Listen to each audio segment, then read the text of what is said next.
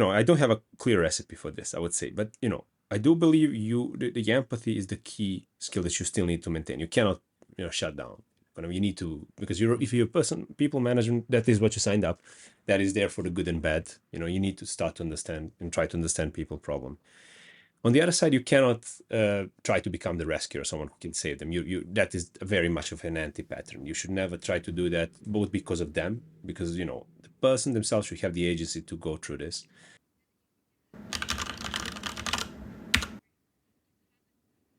Hey everyone, welcome to Debug Mind, where we dive deep into the mind of the developers. Today with me, I am so happy to have Alex. Hey Alex, how are you doing? Hello, good to see you, Lorenzo. I'm good. That's Great to great to be here. hear. This is a lovely Saturday morning in London, and I hope that it's going to stay that way. But let's go right into introducing yourself a bit. What do you do in tech? Yes.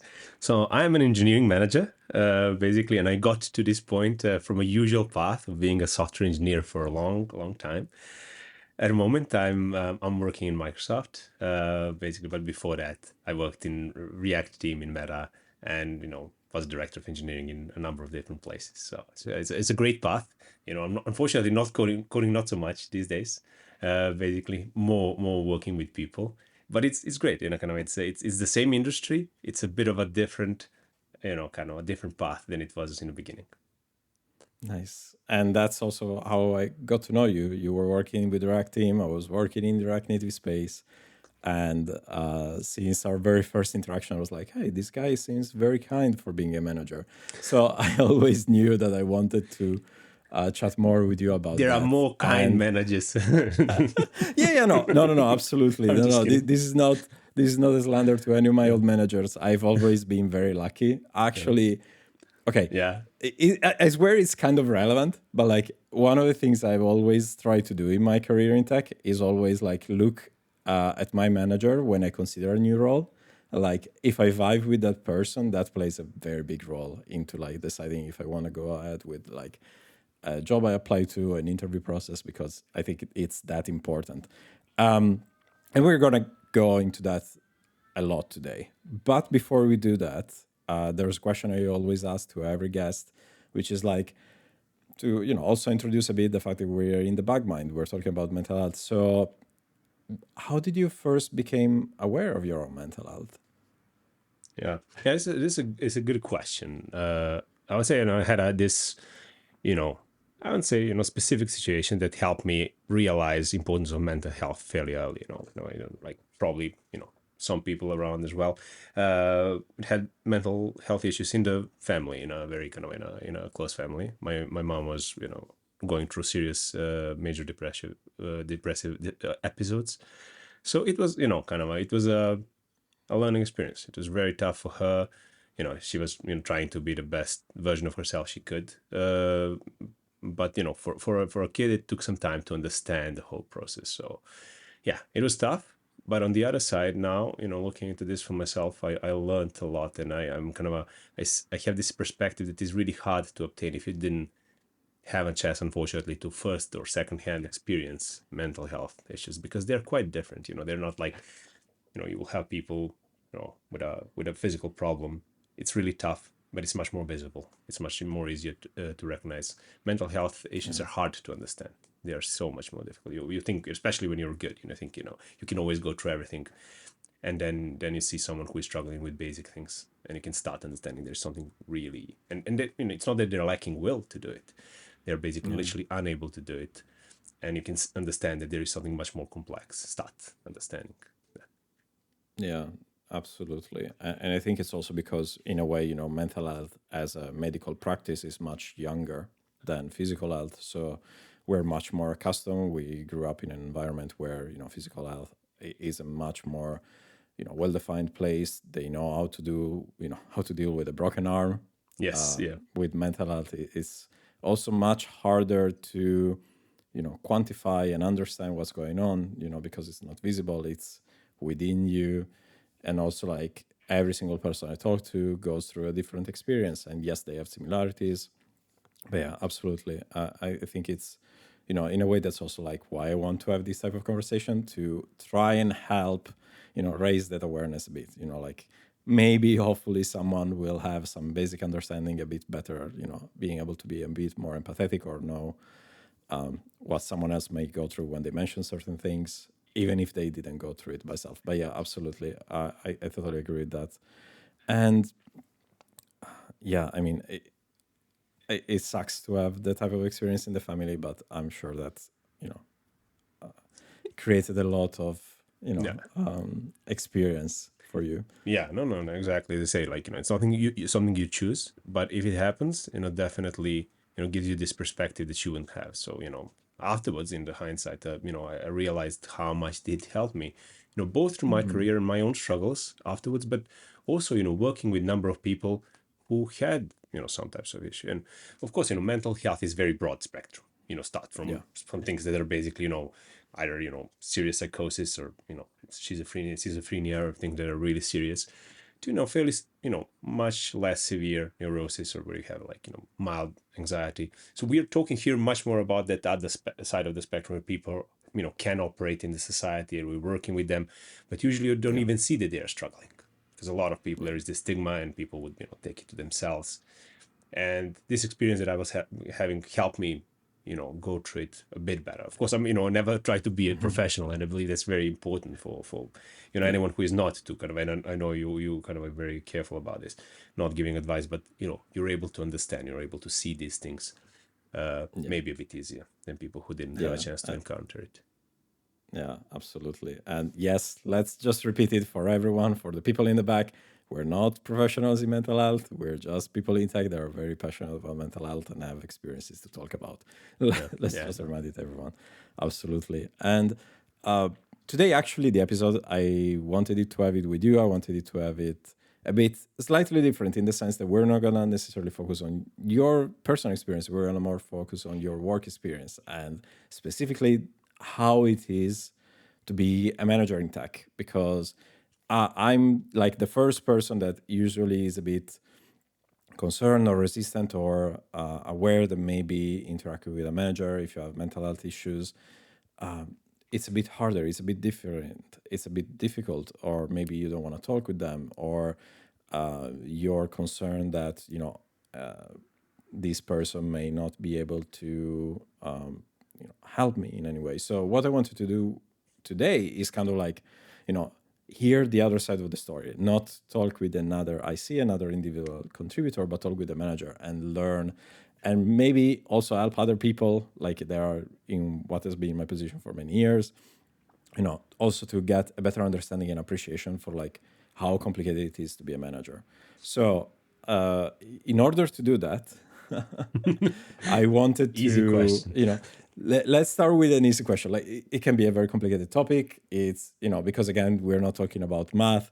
There can be different interpretation, and people at different companies have different internal cultures. But hopefully, we're not gonna say anything that people will disagree heavily with. So, starting simple, something small. I wanted to start with like the most basic question. So let's say I'm an IC, I'm an individual contributor, I'm a software engineer that works for a company, and I have a manager. Let's say that I have some, let's say, mental health issue, and it's big, it's important, it's recurring. So I need to, get some support for it. Like, how should I talk with the manager about it? Yeah, it's a really good question, and I'll be boring and starting saying that it's very context sensitive as everything in our industry or generally in life. So it is very basically related to how, but what is your relationship with your manager? It's very connected to your relationship with manager. I can describe what would be I would say ideal, but a situation that I'm kind of trying to set up. I believe it is important for a manager to instead of aside from working a lot on the of course engineering work and trying to track that, establish a normal human connection, because if you're a manager, hopefully you're there because you want to grow people in your team. That's a big part. I would say, like, we can talk about how you transition to a manager. I believe big part of being a manager is that you became a manager because you're very passionate about supporting people and helping them grow. If you're doing that, big part of it is people outside of work as well. understanding them outside of work. It doesn't have, doesn't mean, you're becoming friends or anything like that, but, just being curious about people and understanding where they are and where they're coming from. So in one-on-ones, in conversation with people, leaving time and space and talking about things that are outside of work. And that time and space and listening that you as a manager do is what creates the space for a person who has a problem to come to you and start talking about it. Basically, that would be for me, a place, basically, literally a space that you're creating for your people to reach out. Kind of that is one thing, that is a prerequisite. In addition to that, and I will talk about that a bit more. In addition to that, as a manager, you should openly talk about basically if there are struggles that kind of are there on your own, or something that is something that you can see in a very kind of a normal, compassionate way, so people can understand it's a normal thing. When people are going through something or you're going through something, share it in a way how it is affecting you, so people can understand this is normal. This is what people are going through. You don't have to be too open. You don't have to share too much or kind of details of your medical history or anything like that. But just being open about your struggle will help people understand, basically, that this is normal. And there is a fine, line there. You're open about your struggles, but doesn't mean that, I use it as an excuse for, not doing my manager job as good as I should. It's more about explaining, yes, kind of I'm going through struggles. I'm imperfect, and this can happen to other people. So creating both that safety on that side and then space for people to talk about it, I believe, creates this opportunity for people to come to you with their problems. And of course, this depends a lot on, ourselves, how open we are about this. And I would say for, IC themselves, or to people who has a problem, it is important to become comfortable enough to talk about it, at least with your manager, not in a way, you're not trying to generate, as you say, some kind of pity or something. You're trying to share your experience. Why this is important, I believe. This is important twofold, basically. This is important because manager will be aware of it and, can create space for you. But it's much more important for you as a person, I believe. Because part of the mental illness, at least the parts I was recognizing and seeing, is that, it is being, I would say, and basically worsened by the fact that you're trying to conceal it.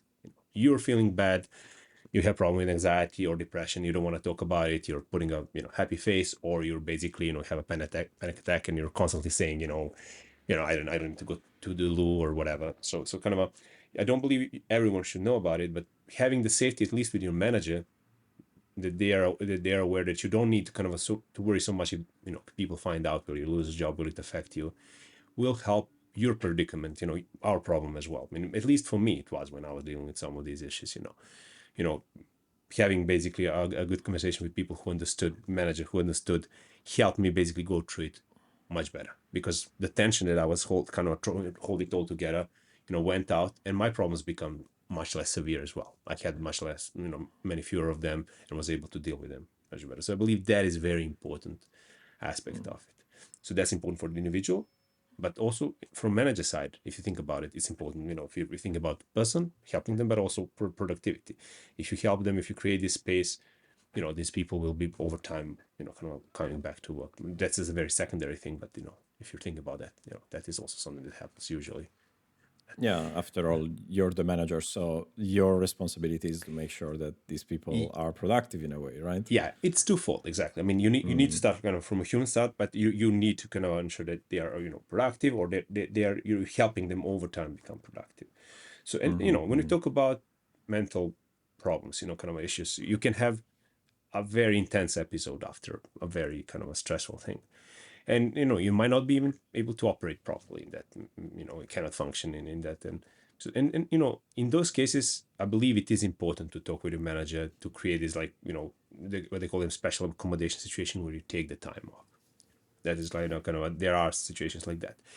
In a lot of cases, the situation is not as severe, so you want to create an environment where you can work with your manager, but also you yourself can continue working, especially if it is the job you like. Usually, if your source of mental problem is not coming from the job itself, doing a job in a way that doesn't create a lot of pressure is helping you have something stable. So it's very it's a very complex environment, but I would say that it's kind of a being open, talking about it, and as a manager, ensuring that people have this level of psychological safety to talk about it is crucial.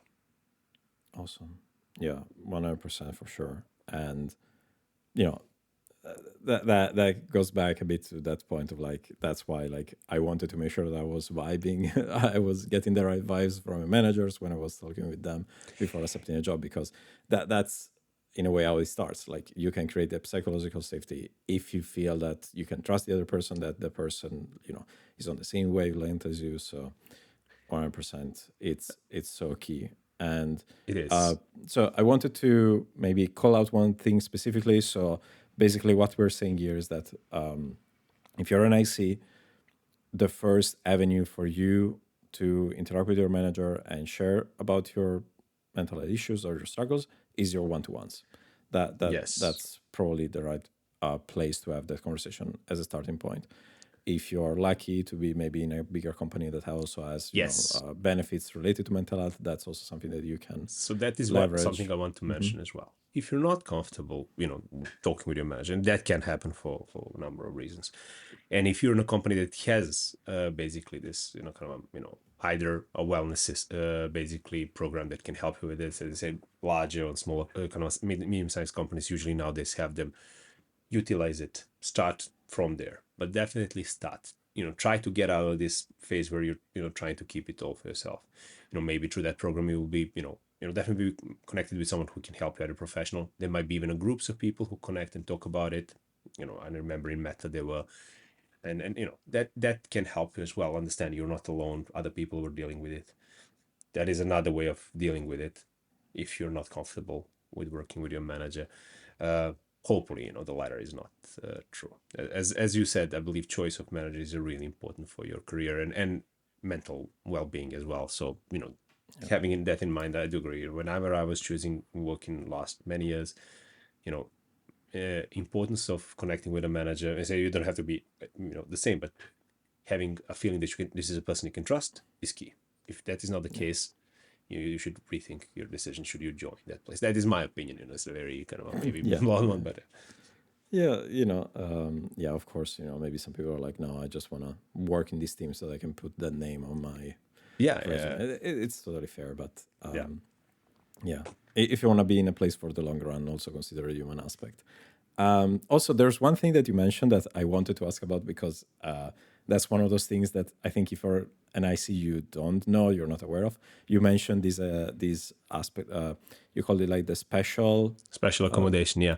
Special accommodation. Like, so basically, a manager in general, let's say in most places, at least in most places in tech, they have this. It sounds like it's a power to put someone on holiday or something like that. Yeah. So this is usually in the bigger tech companies. In smaller companies, you again have that right. It's not maybe so structured. It's not so well formed. But in a larger company, you have this basically special accommodation where you can say someone is really dealing with something serious. It is evident they can take a leave of absence for that period of time so they can get back to normal basically, and that is sometimes needed really, and the only right way, because you can see people are trying and not able to succeed, and the situation is getting worse. This is the way you as a person should go, and even your manager should suggest it to you, because if you're really trying to put in the effort but you're not in a place where you can get into a better position, that is much better than losing that person either through them deciding to leave, or kind of their performance not being unfortunately over time good enough. Nice. And just to be clear, it's not something that the manager needs to propose. Like, you as an IC could also bring it up. You as a manager, you as an IC can bring it up, especially in the larger companies that have problem. But manager needs to be aligned. It needs to be unfortunately kind of a severe enough type of issue you're dealing with.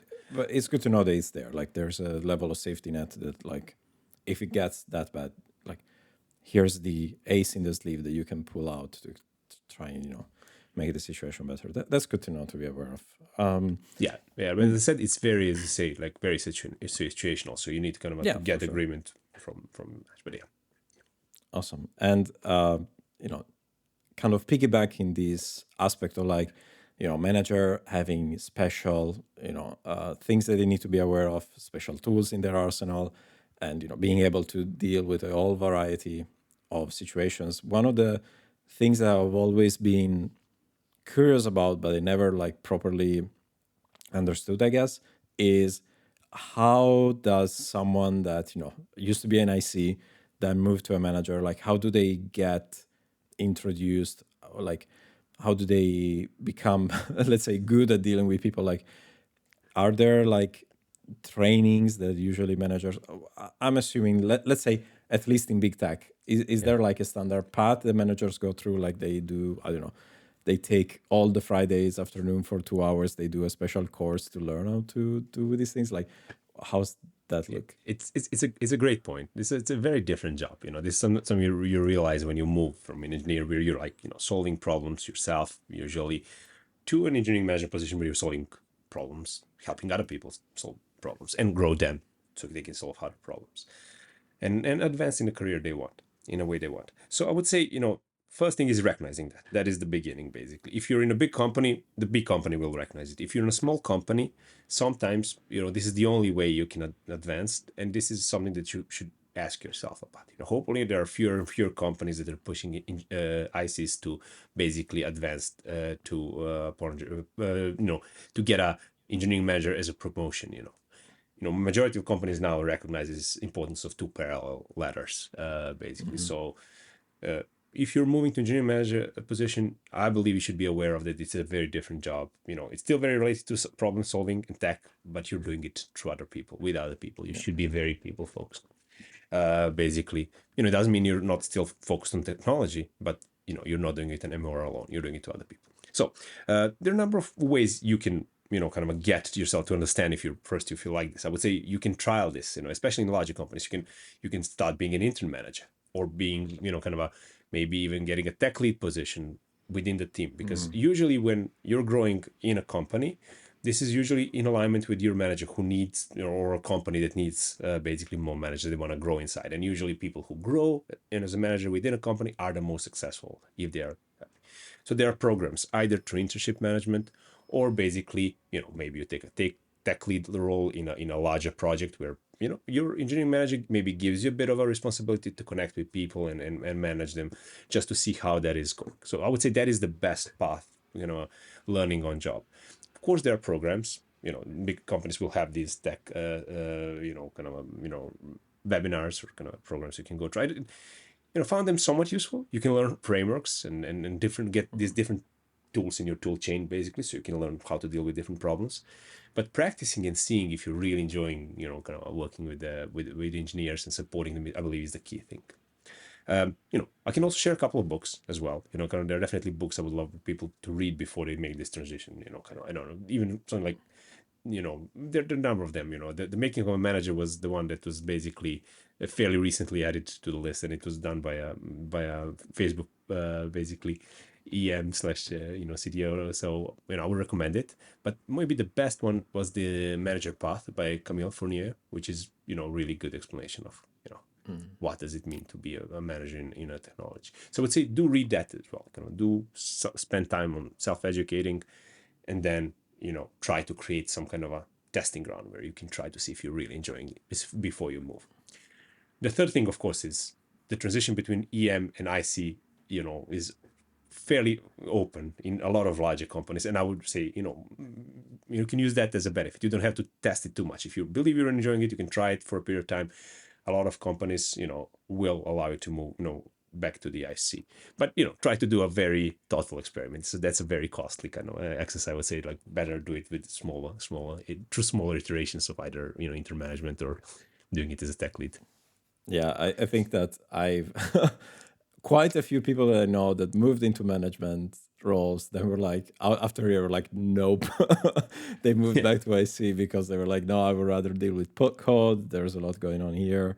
It's a lot of extra work, and I'm happy to hear that the ladders are getting more and more separated, because I think I've also seen situations where just like, oh, especially in small startups, of course, like, oh, shoot, we have to hire 10 more people. Now you're a manager because you've been here the longest. And let's take this person, let's call them, I don't know, Charlie. It's literally a random name. I don't think I know in real life a person that actually has I name. hope Charlie doesn't. And now my brain is going through all the people I know. Oh my God. And now I'm going to receive an angry message. Anyway, so for let's say that person that gets thrown into the role just because of circumstances, like what are some, maybe, you mentioned a couple books, we'll make sure to put them in the description.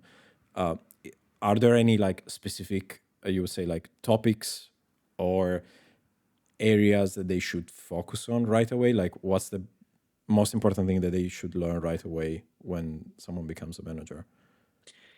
Yeah. I mean, goes without saying, kind of working with people, understanding your team and understanding where they are is something that you need to start putting time on. You won't be able to build this up quickly. That is one aspect of engineering manager job. The other one is understanding, the impact, the kind of what you need to do as a team or as an org, depends on the side.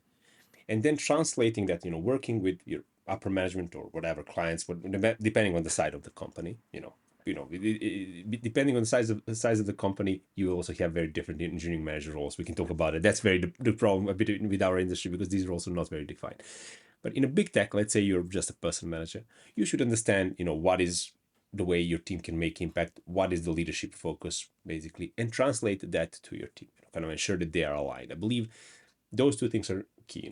Have a healthy team, and then ensure that what they're working on is aligned with basically the impact that will make company successful. Hopefully, that's the impact that leadership is pushing for. But that alignment is something that is really responsibility of a manager. And you need to start talking in these two languages. With engineers, you talk your usual engineering talk. You with business, you start developing, talking more in their terms. So that part of communication is key. I would say communication is probably one of the key skill for the engineering manager. Nice. I was smiling because when you mentioned you need to talk the two languages, it's like, yep. Yeah, it's so fascinating how, there's that entire need of like, being able to talk with different people in different ways. It's, yeah, I think it's important, being able to go, like you as a manager, you're like a person that is trying to, you know, be a bit of a bridge between two worlds, right? You want to, of course, want to be the bridge between leadership and the engineering team, but you're also the bridge between, the code and the human behind the code, for the people. So, yeah, absolutely. I love that idea. That's so good. But there's, let's say, a big elephant in the room that I didn't touch until now, and I wanted to dive a bit more into that, because right now we've been painting, the manager as like this perfect specimen of a person that is able to deal with all the people around them. But there is one thing that, even like in my personal experience, like at one point in my career earlier, I was like, oh, maybe I should become an engineering manager. And then I started looking a bit around, reading a bit around. By the way, I know that Alex, you mentioned a couple books. There's a series of conferences that is dedicated for engineering managers, which is called the Lead Dev Conf. I think they do Nice, one yeah. or two a year. And so just wanted to give them a shout out, because it's one of those conferences I've always felt FOMO about. But I think it's probably very good for people that want to go into That's a that. great I think I was recommendation. Yeah. looking, yeah, I think I was listening or reading something from that conf, and there was this mention of the fact that when you are, the manager of a group of people that is like between 6 and 10, there's always statistically the likeliness that one of them at any given point is going through a major life event. And if you're dealing with someone that is dealing with something big, at least, I think I'm one of those people that tends to be very empathetic, which is like why I don't look at certain type of movies. Like as a manager, how do you, like, you support these people for sure, that's part of your role, but like how do you keep like your own mental health afloat when you have to, manage other humans? Yeah. Yeah. It's a really good question. So yeah, I mean, statistics is very right. And kind of might not be, kind of say it's always a hit and miss, but over the course of my career, I had a number of kind of situations, and myself dealing with mental health, and it's tough, and it's always very specific to the person who is dealing with it. So what I would say, as an engineering manager, the question you asked was, how does the engineering manager deal with this in a way that they stay productive, they're helping their people. I mean, I don't have a clear recipe for this, I would say, but I do believe the empathy is the key skill that you still need to maintain. You cannot, shut down. You need to, because if you're a people management, that is what you signed up. That is there for the good and bad. You need to start to understand and try to understand people problem. On the other side, you cannot try to become the rescuer, someone who can save them. That is very much of an anti-pattern. You should never try to do that, both because of them, because the person themselves should have the agency to go through this, and you're there to support them and kind of give them either the time, or if they really want to ask on the professional level, guidance, and connect them with people who can help them on the level of medical issue itself, basically. So therefore, you should be there as a person who is helping them, being an advocate for them through this period of time, but not the person who tries to rescue them. Why this is important? Because over time, hopefully the person will start to be better, and you want people to be retain. Every one of us want to retain this agency, to get themselves better, because sometimes you will get into a situation. I was in this situation where you're not feeling that bad, but you're still feeling that maybe I'm not perfectly, and I'm not gonna go back fully to things. It's kind of an avoidance situation where you're avoiding some of the things that were causing you to kind of not kind of that you were struggling with when you were not well enough. And this is really bad for you, because your world starts constricting. So you should try to basically go and kind of see some things that that are bad for you should definitely avoid, but there are many things that you avoided that were good for you. You should go back into those situations and confront them, so you can grow, so you can have a full life again. So that is why I believe that fine line between being there, supporting them, listening them, connecting with people who can really help them, while also as they're getting better, ensuring that they have the ability to grow and improve is really important. So that is kind of something that is kind of a really important to keep in mind. And as you said, with mental health, this is harder than with physical health. You worked with people who had physical health issue or were differently able. I supported quite a few of them, and I never saw them as different in a way of capabilities, abilities to contribute, and they didn't want to be seen like that. They kind of, I believe that was very very important. Once people got into the state that they were bad, but sometimes those people were in a very bad place, or they couldn't do something. That is where you need to give them space. The same thing will be for mental health, however, much harder to recognize, as I said, because the space is so much less defined than the physical illness. Yeah, that sounds like a very hard task, honestly. Especially you mentioned at the start, understanding the boundary, like, okay, this is where I need to stop, and like I'm not supposed to override their agency, save them. That's not my role. That sounds so hard. And that's eventually why when I learned that information, I was like, nope.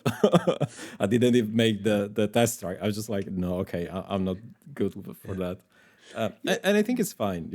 I think you mentioned it earlier. I just wanted to maybe call it out once again. Like, if you're an IC, engineer manager is not your only path ahead. You Exactly. don't need to see it as a necessary step. If you don't feel that you're not going to do a good job, it's okay to change for a Absolutely, different role. you shouldn't. I mean, I believe it. Like, you lose.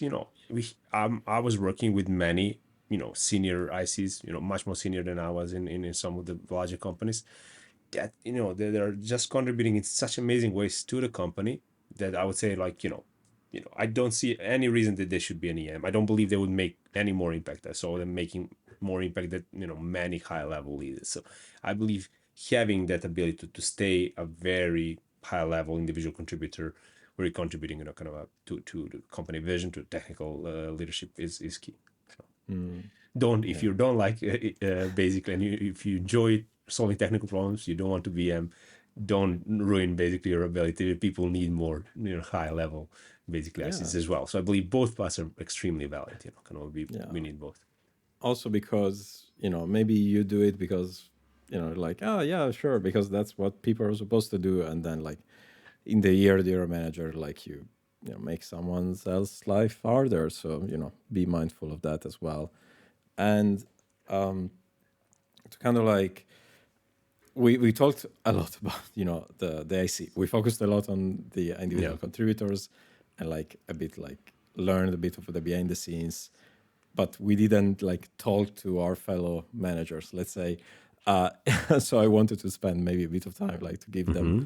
also something useful from this conversation for them. Like, is there anything that you would say, like if you were, I don't know, let's say you go at an event and they're all managers, and is there something that you would want managers to do more? Like, is there something you would want to tell managers, hey, in this day and age, consider more this, or like consider saying this to your ICs? Like, is there any like, you know, gold nugget of experience and knowledge that you accumulated over these years, Meta and Microsoft, are like, hey, managers, do this more? Yeah. Yeah, it's a good question. It's a tough question. It is. And it's very context sensitive. I was lucky enough to change so many different sizes of companies and different contexts, and different places were lacking different things. But one thing is very interesting. Just thinking about that spectrum of different people I got to kind of work with, and we're a lot of great managers. Basically, I would say, you know, do work to recognize, if we talk about mental illness itself, do work to recognize basically the prevalence of it and how it affects your people. Understand it. Work. There are some really good books so you can understand what mental illness is, even without having a personal experience with it. So once that you encounter it in your team, and you will, absolutely will, statistically you will over time, at least you have some basic tools how you can start dealing with it, how you can help those people, kind of help them get out of that situation, or connect them with the right resources. And over time you will get a person who will be again a productive member of your team, if you're thinking about that. So kind of there is that incentive as well, but on the human level, I believe it's really important. So that would be one thing that I would say to people. Spend, engineering managers, spend time on understanding mental illness a bit better, especially neurosis. And there are a lot of books about it because they're so prevalent, especially now after the COVID. So Yeah, yeah. I think that I was preparing a talk a few weeks back about mental health in tech, and it's scarily consistent how all these big surveys since COVID onward really show how people are having a very bad time. Like I think the earliest one was from Haystack, and he said, "Oh, 70 to 80% of developers suffered the burnout through COVID." And then there was the JetBrains 2023 survey that asked, like, have you ever experienced burnout? And 75% said yes. And then earlier this year, the Stack Overflow survey came out, 2024 one, and he said that like only 20% of people are happy at their job that work as a software engineer. So that is yeah, sad. yeah. What you say about COVID is very, very true, and in a way, probably puts a lot more stress and work on the shoulders of managers as well. Yeah, no, absolutely. I mean, as you say, the statistics that you mentioned are really, I was like really sad about it, especially because, we're both probably working in an industry we love. I was, starting doing, coding when I was a kid, and, we done it because, this was the most interesting thing you could do. You could create things, and just gives you this power that is like, you couldn't see in other places. And then you get into doing this job, and it's so sad to see that even in that type of a job the statistic is so basically so bad. So yeah, I would say, from my point of view, yes, this is definitely something that leadership and engineering management need to learn from. But all of us can, kind of all of us can think about, because one thing through my kind of a struggle to through some of the mental kind of a predicament, but also like working with other people, I realized is uh, that over time, I got used to some types of comfort as well. And this in over time sometimes gave me basically ability to maybe spend a bit more time on seeing some small problems, and maybe you know increase their basically importance over the opportunity I had to do some good things. So this is something I learned as well. The fact that I was not facing any more so many painful things as I did before.